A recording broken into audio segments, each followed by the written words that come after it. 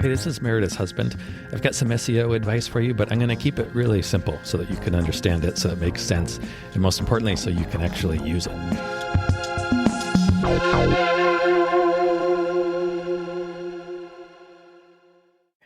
What do you want to talk about today? I'm going to talk about my little bunny light. Okay, if you just want to turn your mic off, then while we talk about your bunny light, I'm going to talk about something else. Like maybe SEO? I'm going to talk about, what are we talking about? Talk about it, yeah. Da-da. Thank you. You know? We're going to talk about Google business profiles. Oh, fantastic. Do you remember we had an episode? Do you remember? Sorry. Okay, you can knock that off. I can't stop my brain. We talked about owning page one a while ago, like it was as several episodes ago. Sure. This kind of ties into that. Okay. I think it is a very important and I think very overlooked tool for especially local people to be using. Your hair so looks first, good. Oh, thank you. Meredith cut my hair yesterday. I did. Something we started as a COVID. Yeah. Who knew? Anyway, so I want you to think about your good clients. Yay. Your good clients. Yes. And think about, do they have actually, let me ask you this. Okay. Your bad clients. So the worst. Yes. Clients. Yes. What characteristics do they have in common? How could you define your typical pain in the ass client? Well, no clients are bad. Oh, right. Yes, I forgot. Let's first state that. When you're great, amazing, lovely clients. Yes. Do you? I understand what you're saying. Yeah. Okay. It is probably not educating them. No. Not what is it due to? What is it?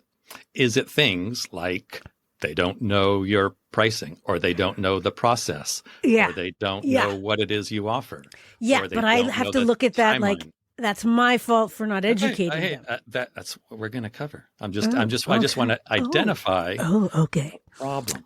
Okay. The problem is that they didn't read the price list. They didn't read any of the literature that I sent them describing my process. Yep. And they're not well informed. They're not well informed. So no matter how many times I will tell them. I know. Then they try and change my. Yes. Okay. So if those are your not bad clients, those are the things that you don't like when clients do. Yeah. By definition, are your favorite clients the ones who know your pricing and they know what you offer and they know the schedule, they know the timeline, they know what to expect? Yeah. Okay. That's our goal. Yeah. For example. So what have you heard in your course like you began to say that you don't do a good job of educating your clients. That's maybe why clients exhibit these things. Right? Yeah. So is that what you've learned? Is that the advice you've gotten in courses and stuff like that? I think it's good advice. It's the fact that I haven't taken the time to show my clients and teach my clients this is how I do things. Yeah. So the advice, is it not like start educating your clients right away as early as you can? Yes. Right? Absolutely. So that's what we're doing here with the Google My Business profile. We are starting to educate clients before they even get to your website. What is the My Business profile? Okay, so the Google, just to begin with. Actually, so it used Google is notorious for changing this. Not too long ago it was called Google My Business, a name which I thought was kind of stupid. Oh. That name stuck for a few years before it's been through like 100 different names. It's now they've changed it again. It's now Google Business Profiles, which I think is a lot better, personally. Okay. Anyway, so if I slip and say Google My Business, it's not called Google My Business anymore. It's Google Business Profiles. Okay, GBP. No. Yes. Yeah. Yep. And I am used to typing GMB. Aren't we? Change that. Yeah. Anyway. Yeah. Of course. So what was I saying? You were saying educating from the beginning, and that's what I said. What is Google My Business? Right. Or what is Google, whatever the one you said? When somebody does a search for your business name, Meredith Zinner Photography, and that panel shows up on the right-hand side of the screen, and it has your photo and a map of your service area and your business info. That is the knowledge panel. Okay. All right. And by the way, you know that one of my good friends works at Google, right? Yes. Now, I've known him for years. We talk all the time about Google, but he has never, ever told me, he's never given me insider information. I know he can't. Hey, do this. Don't do that. Can't do that. Except this one time when Google Knowledge Panel was coming out, we were having beers, and he leaned over to me and whispered very quietly, as if everyone in the bar were just waiting for the big secret to drop. He said, he was talking about knowledge panels, and he said, "It's going to be really important for you." This is the one and only time he has ever given even advice. So this is what we're talking about. So I'm telling you. Oh yes, this is important for you. Oh, this is very good. Write this down. Okay, so the knowledge panel is the stuff on the right-hand side. Now, most of the information in that panel for somebody like you, a local business owner, is going to come from your Google business profile. Not all of it. There's going to be some reviews. There's going to be people also search for. There's going to be some stuff that you don't control. Okay. But most of it you can control. How about that? And you'll notice that if you're not searching for a local business and you see that right-hand panel appear, it's going to be a lot of times from Wikipedia or some very authoritative. Really? It's supposed to be like encyclopedia-esque information that Google is giving you about where you're going before you even need to go there. Meredith's making a very sorry. I'm listening. But in your case, in those cases, no one person can control stuff like that. Right. But in your, if you were to do a search for Dell Computer, I bet Dell Computer can't go in and add photos and images. It's a big public company. Yeah. That's what the knowledge panel was really meant to be. In your case, though, you can control almost everything there. Nice. And so what we want to do is when clients Google your name, which is going to happen very often, okay? Especially if you're a more expensive photographer like yourself. Before people are going to spend that kind of money, don't you think they're going to just type in your business name and see if there's any terrible reviews or I guess so, yeah. Don't you? When you're about to make a big purchase, don't you do a little bit of research? I do tons of research. Right. Similarly, when people contact me, if they decide to move forward, I totally Google them. Yeah, sure. It's the appropriate thing to do nowadays. Now, when people do that, here you can control what they see on Google before they even get to your site, right? Wow. So what is that? You're starting to educate them. I'm starting to educate them. Yes. So with that in mind, I'm going to go through, I have 12 points. Wow. I have 12 different things that you can do. So prepared. So proud of you, my husband. Okay, number one, some of them are going to be pretty obvious, but I do want to include them. Yeah, well, they should be included. All deserve inclusion. So, number one, your business name, obviously. Yes. Your full business name. Wait, and where is this supposed? How do we do this? You need to sign up for a Google business profile. Okay. And when you do that, this will all be pretty easy to figure out. Okay. So if somebody already has it, they can just go. Yes. Yeah. How do they find this page? They will, if they have Google Business, they will know it. If you just do a search for your business, if you're logged into Google, it will actually show up. You don't even have to do anything. You can just edit it right from the homepage of Google. Okay. So just Google search for your business name. That panel will appear, and you will see a bunch of buttons right up at the top of the screen. You can edit your business info, photos, messages, blah, blah, blah, everything, all of this. Okay. So you don't even need to go anywhere to log in. You just do it right from Google. No packing bags. But you do need to be logged in. You need to be logged into your Gmail. So you need to have an account. Yes. So I highly recommend that everybody get a Gmail account. Yeah. Even if you don't use it, just have it because you're going to need it for Google Analytics and Google, all this stuff. You just want to have it. Anyway, back to the list. Number one. I feel like David Letterman doing the top 10 list. Yeah, you have to just go backwards. The business name, your full business name, make it accurate. Don't shorten it. This is not time for abbreviations. Okay. Your photo, you get a main photo. I think they call it a cover photo now. Make it a photo of your product. So in your case, that is a picture of a kid, like you are selling children's photography. Don't make it froze. You know, I'm not frozen. I'm just frozen. I'm frozen on your screen. So. Oh, okay. Sorry. Don't make it a picture of yourself. Okay. Don't make it a picture of your business. Those are going to go other places. So make this photo, because this is what's going to display right in Google, right up at the top of the screen. It's your main photo. You want to have it be what your product is. Okay. So in your case, a kid's photo. Right. The service area. Hopefully the service area is already correct. You just want to make sure it is correct. Likely. What do you mean service area? So there's a service area. You have a couple options when you have these accounts. You can either give your address if you service, if clients come to your studio, say you have a studio, then you would put the address of your studio, and you would not have a service area. I think most photographers nowadays probably don't have studios, I'm guessing. Who knows? Some do. Yeah, but I would, especially when you're starting, it's probably not the first thing you do. Probably not. So you're probably going to want to put in a service area. Okay. I like to do by zip code. So in your case, you have a bunch of zip codes. Interesting.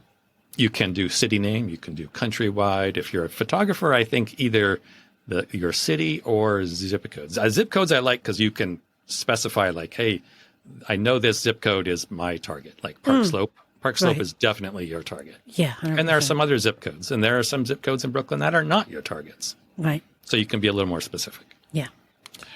Your logo. Okay. You're going to need your logo. And it's going to need to look good small because it's going to be like a 1/4 inch by 1/4 inch circle. Tiny logo. Yeah, on the screen. It's going to be very small. So make it, if you can, create a version of your logo that's small and has a lot of contrast. So it's bright. So it's not like, two light colors, like a light colored font on a light colored background it's going to be hard to see. Right. So try to punch it up. Punch it up. Okay, we're on number 5. Your business info, like your hours, your email. I don't know if it takes your email anymore. Your website, a way to contact you, things like that. Fill all of this out as best you can. The more information, the better. I like to put some form of contact, if not a phone number, like a calendar. You can link to Calendly, something like that, where. Because again, remember they're researching you. And they may be getting ready to spend a lot of money. Not a lot of money, but they're getting ready to spend money. They want some peace of mind. They're ready to invest. Yes. They want, when you do that, wouldn't you like to see that there's a way to contact this company? Like there's a support. Yes. Something like that. Yes. So you want to give the impression right here, hey, I'm always here. This is how you contact me. It's very easy. I'll get you covered. Yes. You're in good hands. What are we on? Number 6. Yeah, I guess. Product and prices. Product and prices. So you can put your products right here with a photo. So they can you can put more photos on the first page of Google. Photos so I can put would that be for me albums? Yes. And you have this. I have done it for you. Thank you, husband. So absolutely have at least 3 products. Okay. Even if one is like let's say you have, as a photographer, you just sell albums and prints or canvases. That's it. Yeah. Make another product just photos, photo sessions, photography, and just add another photo there. Now you can include pricing or you don't have to. Okay. So this is a place where you can begin to educate your clients. Yeah. So you can you can put your prices. Yeah. Say like starting at. Yeah. I think you can you might be able to do a range. I know you did have that option for a while. I'm not sure. I might say starting something. But check it out. This feature, like a lot of these features, are often changing. So evolving. Google is notorious for changing these. But a good way to grow. You got to grow. Can't keep things stagnant and stale. Okay. Number 7, after products, you can use product categories. Ooh. I encouraged you to do this also, even if your categories are just photography and maybe, prints and digital art or, digital files or something. Find some way to categorize your product. You're just this is another way, again, to educate. You want to say, these are the areas I cover. Right. Okay. Mm-hmm. Now, when you're doing this, when you're naming your products and your categories, especially your products, you got to make them short because I don't know how many characters they have, but they're very short. So no, like signature heirloom premiere, handcrafted. Cut the bullshit, handcrafted. If you said initially if you were to put handcrafted albums in your product description, it would show up as handcraft or something like that. Oh, wow. So it is albums. Okay. Albums, and then the starting price. Yeah. And then it's prints, starting price. So put the very most important information, like albums, it's got to be the very first word. If you want to put more words after that, you can, but keep in mind they're probably going to be cut off. They're going to be truncated. Truncated. Okay. Number 11. Nope. Oh. 8. Number 8. From the business. So you can do a little section here and they call it from the business. It's like your business description. It's where most people put things like, I've been a photographer for 1,000,000 years and I love photographing children. Ever since I was a child, you can do that. That's not my preference. My preference is to do something a little more unique and exciting. Oh, yes. I put a testimonial here. So very smart. For my own, I found a testimonial that starts with OMG, exclamation, exclamation, exclamation, and then goes on.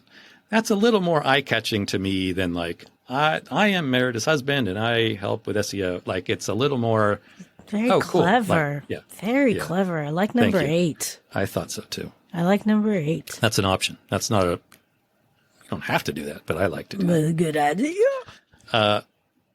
Number 9, you can put more something like your business information here, and this is updates. So this is kind of like the Google's version of social media. You can create updates. Okay. And here you can put something like you can put another photo. Yeah. And you can put something like I love having been in business for 20 years, like something like there about your business. Okay. You can also, and I would encourage you to post here at least periodically, not because Google's social media features are robust or good at all, but any activity you can do on Google, anytime you can show Google that you're active and interact directly with Google, that's not a bad thing. No. I can't, there's some debate on, does that help your SEO? Does it hurt your SEO if you're active on the Google, listings? The Google? Yeah. If you're on the Google updates, there's some debate there. Nobody knows whether that helps your SEO or not. But it's not going to hurt. Yeah. My thought is there's no way it can hurt. No. There's no way it can hurt. And even if it doesn't help now, I can't guarantee they don't make some change a year from now. And then all of a sudden it does help, Yeah. So 10. Do that. And the way, a little more on number 9. Oh, no, we love 9. Let's go back. Yeah, 9.2. What I would do here, you don't want to knock yourself out, like I said, because not many people are using this. What I would do, if you're active on social anywhere, like let's say Instagram, Instagram is your platform. Every month, schedule like 5 minutes for this. Every month, just look at your Instagram and look at what was the most popular post from the month before. Take that, however you measure that, the most engagements or the most likes or shares or whatever. Take that and then make that your Google post for the month, the next month. You already know. How do you do that? Yeah, well, most people who are on social media are using it for their business and not just consuming it. So not just for looking at elephants.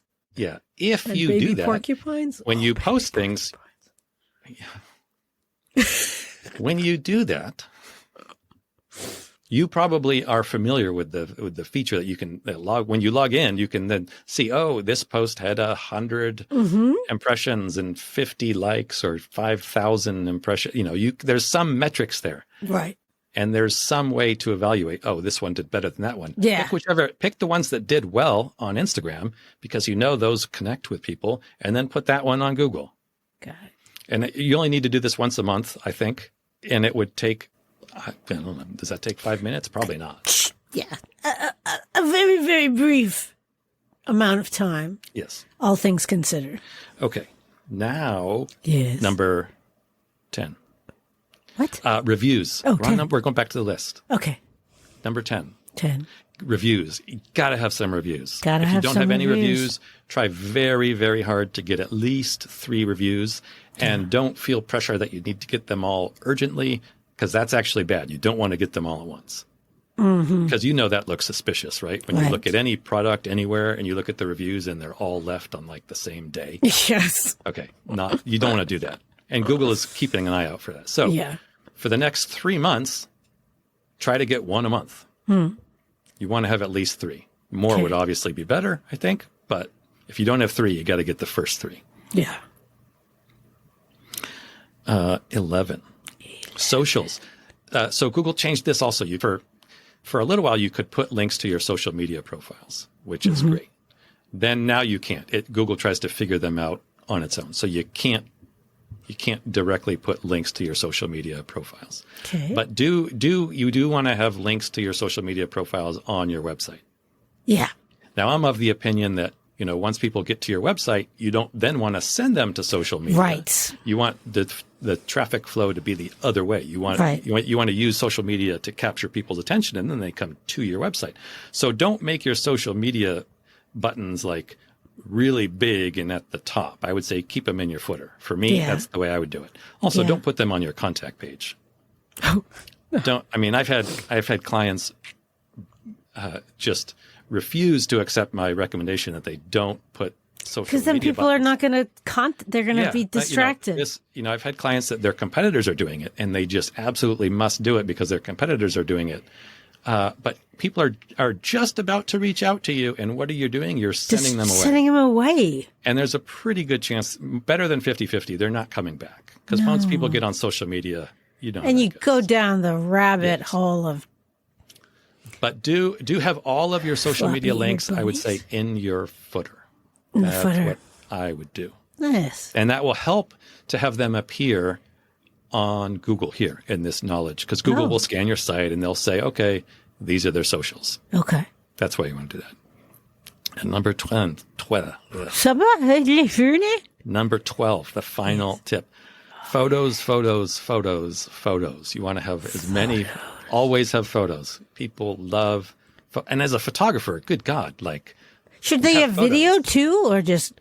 I don't think no video will actually play on this page. Okay. At least right now, as of this recording. So you don't need to do video. I think you can probably do video if you do their social update feature, but I think people need to click through to watch that video. Just photos. Remember, people are still on Google. If you dominate this page with photos, people love photos. You can never have too many photos. And they're looking for photos. Yeah. As a photographer, you want to convey to Google, I have photos. Right. So whenever in the products, in the updates, add photos. There's also a place where you can just specifically add photos. Huh. So add photos. And you're doing this for me? Yeah, I am. Thank you. All the things I do for you. Good God. And I help you with the podcast. Yes. Okay, so if you do those things. Yeah, that's a good yummy chunk. A nice dozen. That is a nice dozen, yeah. It's a nice dozen. You've gone a ways, not a baker's I think, dozen. in educating your clients before they, or maybe they've been to your site, but when then this just corroborates. Either they haven't gotten to your site and you're immediately giving somebody the impression of, oh wow, this person has a lot of stuff. Yeah, that's a great first impression. If somebody is just Googling your business name. Yeah. Or they've already been to your site and you're like, wait, I just want to make sure this person is legit. Hey, and then if you dominate that first page with all this stuff and all these ways to contact you and photos and reviews, then you become irresistible. They're legit. No, you at least look too legit to quit. Yeah, that's exactly it. I had to get one more. And that's exactly what you want to do. Somebody Googles your name, they hit search. You want the very first impression to be like, oh, wow, legit. Legit. Too legit to quit. See? You don't want it to be like, oh, okay, this kind of looks like a bit. I'm making a scrunchy face as if you can see me. But you don't want them to think like, oh, that's a weird. Wasn't expecting that. Yeah, like if you don't put a photo on your cover photo, it might show the outside of your address, which if you're, for us, that would be your apartment. Yeah, like that's weird. You don't want to give that impression. Impressive. You want to be too legit to quit. Yeah, got to be too legit to quit. I think we found the name of this podcast. Yeah. Yeah, and I'll probably be contacted by what's his face's lawyers. Who did that? MC Hammer? I think so. Too legit to quit. Yep. Okay. Do those things. None of those should take too much time. Yes. That's a great dozen. It's a great, yummy dozen. Okay. A yummy dozen. Yummy dozen. It's going to make some joke about being too legit to not quit. Not legit enough to quit. I think we can quit this. Yeah. We're quitting. Hey, thank you so much for listening. We really hope that you find this helpful and useful. And if you do, what you could do for us as a thanks would be to, drumroll please, yes, leave a review. Yes, everybody says it, I know, but it really does make a difference. Take 3 seconds, leave as many stars, say something really nice about what you like about the podcast and maybe why other people would like it. It would mean the world to us, especially my husband. That better? All right, I'm going to try one where I'm not going to be charming.